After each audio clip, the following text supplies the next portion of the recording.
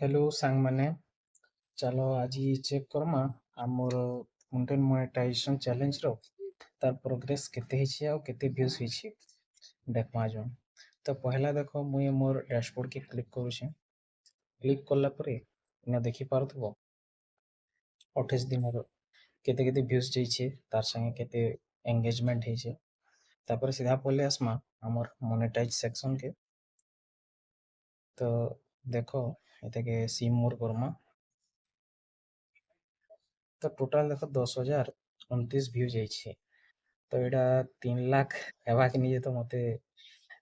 मतलब आशा नहीं लागबार कहीं 3 दिन है न 3 दिन रे मतलब 10,000 व्यूज खाली जाइए तो आर 25 दिन केते व्यूज जीवा बोली करे तुमको लागुचे बोली भावुछ तो कमेंट करबा जहाँ लगुचे ये चैलेंज टा माने कंप्लीट मोर ने है जेते फोटो वीडियो डाले जे यानी व्यूज तो नहीं जीवार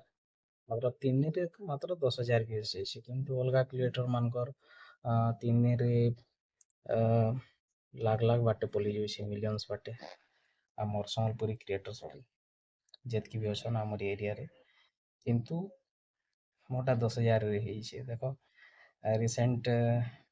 रिसेंट रो कोर्स पोस्ट मानथि केते व्यूज ଯାଇଛେ ଦେଖ ଟିକେ टाइम ଲାଗୁଛି ଦେଖ